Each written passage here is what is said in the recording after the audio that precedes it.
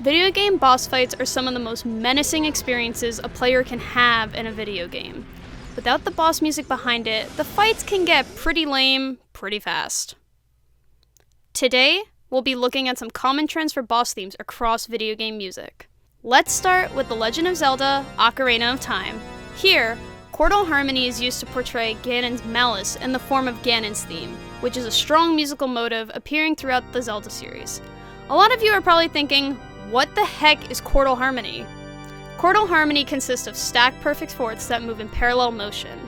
Perfect fourths are very open-sounding intervals, but sound noticeably darker than consonant thirds or sixth. This has to do with the relationship of the perfect fourth to the Locrian mode, the darkest mode in Western music. The Locrian mode is comprised of a stack of perfect fourths arranged to fit within a single octave. Heading into Ganon's Tower from Ocarina of Time, we hear open fifths in the bass and fourths in the upper organ part. The entire first melody is consistent chordal harmony, starting with F and B flat, then moving in parallel motion for the rest of the melody. Then, the figure repeats, transposed up a minor third, with the parallel fourth motion still intact. These constant fourths sound creepy and intimidating due to the inherent darkness of the perfect fourth. This chordal harmony continues with the voicing of the chords in the next section. We have an E-flat minor chord voiced G-flat, B-flat, then E-flat. The chordal harmony is still up top as we have a perfect fourth between B-flat and E-flat. Let's listen to the chordal harmony in this passage. After the E-flat minor chord in first inversion, the voicing with the perfect fourth on top moves in parallel motion, maintaining the dark, menacing mood throughout the entire song. Another boss theme that utilizes chordal harmony is Lavos' theme from Chrono Trigger. Lavos' theme is almost entirely comprised of chordal harmony, with the perfect fourth in the top of the voicing of each of the parallel chords.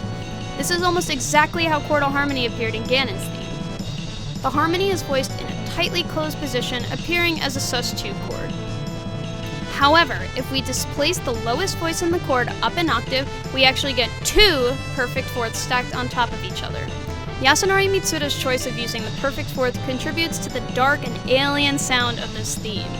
Lavos' theme subsequently appears within World Revolution, the final battle theme of the game. The presence of Lavos' theme contributes to the menacing nature of the battle, but also ties the battle theme to Lavos' character. The boss fight with Bowser in the Dark World in Super Mario 64 is a different kind of menacing theme. When the melody comes in, there's a lot of emphasis on the tritone. A tritone is one of the most dissonant intervals in Western music, which makes things sound creepy and unsettling. We're in the key of D minor, but we have a lot of emphasis on G sharp, where we end a lot of phrases on long, sustained G sharps. G sharp, or enharmonically A flat, is the flat 5 scale degree, which is known as the blue note in the D minor blues scale. The blue note is emphasized to add a lot of character. Even though the harmonic content is menacing in this tune, it's undercut by the super groovy drums. Before we even get harmonic content, we get this epic drum intro. If we isolate the harmonic content on its own, it sounds pretty intimidating because of the emphasis on the tritones, but the drums make it sound so boppin'. Anytime I hear this song, I can't help but want to dance more than cower or fear Bowser. Another fan-favorite boss theme is Megalovania from Undertale, which underscores the notoriously difficult final fight against Sans. Interestingly, this song uses a lot of the same musical elements as Bowser's battle theme to create fear, but these elements are used in a slightly different way. The song's a banger, and there's still a very menacing nature to it. Megalovania is a very tense tune due to the fast tempo and constant moving lines, especially in the opening motive.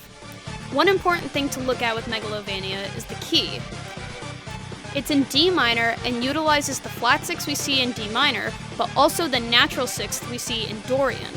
This combination of natural minor and Dorian is referred to as composite minor by some, meaning that there are multiple 6ths and sometimes 7ths in the minor scale pitch collection.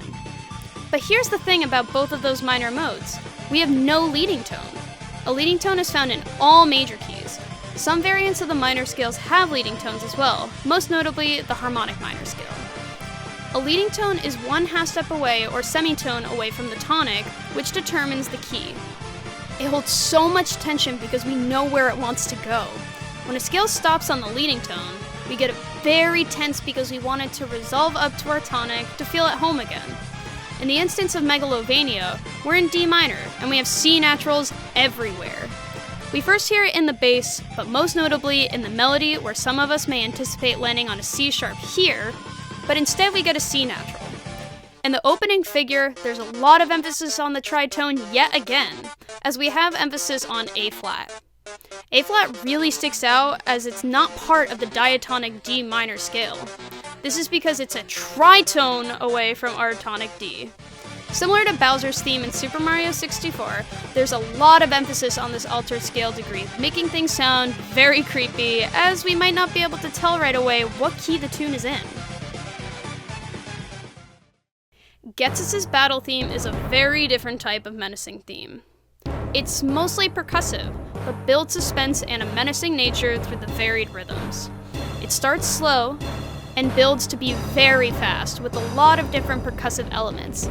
However, if we take a look at the pitch of the drums in the beginning, they are G and C sharp, which are a tritone apart. This is the same unsettling tritone we saw earlier. The percussion builds up and then reduces to this orchestral sounding choir where they sing the same dissonant tritones we hear at the very beginning. Then there is the scalar motion that never seems to land in a key or mode. It resembles C sharp natural minor heavily, but alters the fifth in the first scale, implying Locrian at the end. Then the drums and the choir come together. The choir sings minor seconds but stacks tritones on top to hammer that dissonance, to build up Ghetsis' menacing demeanor and the intensity of the battle. And finally, we end with extremely high choir parts contrasted by very low pitched drums. Using the extreme ends of the range conveys a sense of power over everything, good and evil, a large moral theme in Pokemon Black and White. Overall, Ghetsis' battle theme creates a menacing effect more so through percussive sounds than harmonic sounds that we're used to. There are still some dissonant harmonies all throughout the tune, but the varying rhythms and the speed builds up the suspense in this crucial battle.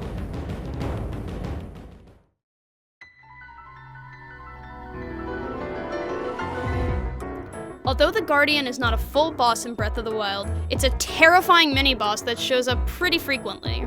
At least, that's how I view it. What makes this theme so menacing and scary, you might ask? Let's listen to the Stalker Guardian theme intro. That high range in the piano evokes a sense of direness or emergency, almost as if to scream, "Get out of here!" The piano intro moves around in this creepy way that mimics the crawling movement of a spider on your skin. The piano is painting the imagery of its mechanical legs moving so quickly. We then hear the same melody from the Decayed Guardian theme, but there is this heavy bass sound on beat 1, mimicking a heartbeat. Then, there are these high, sparse violin parts that just add to the menacing nature of the Guardian theme, acting as a further warning sign to leave. I don't know about you, but this theme is absolutely horrifying and makes me never want to step foot near a Guardian in the Zelda universe. Overall, we see different compositional techniques that were used to haunt us in our childhoods and adulthoods. We see a lot of use of stacked fourths and tritones, showing the role of harmonic and melodic dissonance in creating tension. We also see how percussion has a role in creating and diffusing tension. It can replicate a heavy heartbeat and have it speed up and intensify. Scary moments in games would not nearly be as scary as they are without the emotional manipulation of music. Thank you all so much for watching. Please subscribe for more content and check out my Patreon. Bye!